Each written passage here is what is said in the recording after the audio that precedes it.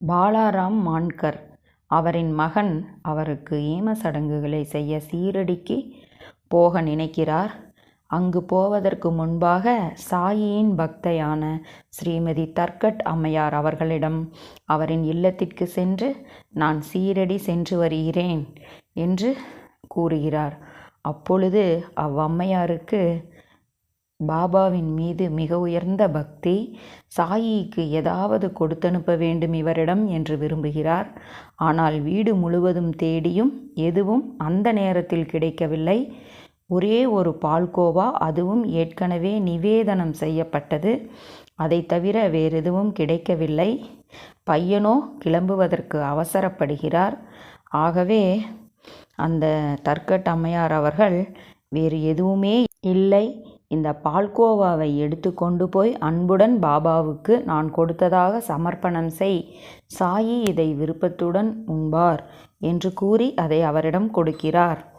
இந்த பாலாராம் மான்கர் அவரின் மகனாகிய கோவிந்த்ஜி அவர்களும் அந்த பால்கோவாவை எடுத்துக்கொண்டு போகிறார். ஆயினும் அங்கு சென்று பாபாவை தரிசனம் செய்யும்போது பால்கோவாவை தான் தங்கிய இடத்தில் வைத்துவிட்டு சென்று விடுகிறார். பாபா முதலில் பொறுமையாக இருந்தார். பிற்பகலில் மறுபடியும் சாயியின் தர்பாருக்கு அவர் வருகிறார். இம்முறையும் பால்கோவாவை மறந்துவிட்டு வெறும் கையுடன் மசூதிக்கு வருகிறார். அப்பொழுது சாயி கேட்கிறார், நீ எனக்கு என்ன கொண்டு வந்தாய் என்று கேட்கிறார். உடனே இவருக்கு ஞாபகம் வரவில்லை. ஆகவே ஒன்றுமில்லை என்று அவர் பதில் கூறுகிறார். மேலும் சாயி கேட்கிறார், வேறு யாராவது உன் மூலம் எனக்கு ஏதாவது கொடுத்தனுப்பினார்களா என்று கேட்கிறார். அப்பொழுதும் அந்த பையனுக்கு ஞாபகம் வரவில்லை, இல்லை என்றே கூறுகிறார்.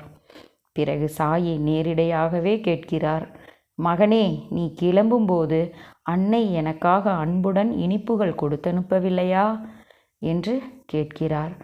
உடனே பையன் வெட்கத்தால் குன்றி போனான். அதை எப்படி நான் மறந்தேன் என்று வருத்தப்படுகிறார். பின்பு சாயியின் பாதங்களை தொட்டு மன்னிப்பு கேட்டு வணங்கி கொண்டு ஓடினான். தான் தங்கியிருந்த இடத்திற்கு சென்று பால்கோவாவை எடுத்து கொண்டு வந்து பாபாவுக்கு சமர்ப்பணம் செய்தார். கைக்கு வந்து சேர்ந்தவுடனே பாபா அதை வாயில் போட்டுக்கொண்டு அன்னையின், அதாவது ஸ்ரீமதி தர்கட் அவர்களின் ஆசையை நிறைவேற்றினார். இவ்வாறு இம்மகா அனுபவரான சாயி பக்தரின் விசுவாசத்தின் ஆழத்திற்கேற்றவாறு அவருக்கு அனுபவங்களை கொடுத்து பக்தரின் அன்பையையும் பக்தியையும் கௌரவிக்கிறார். இந்த கதைகளிலிருந்து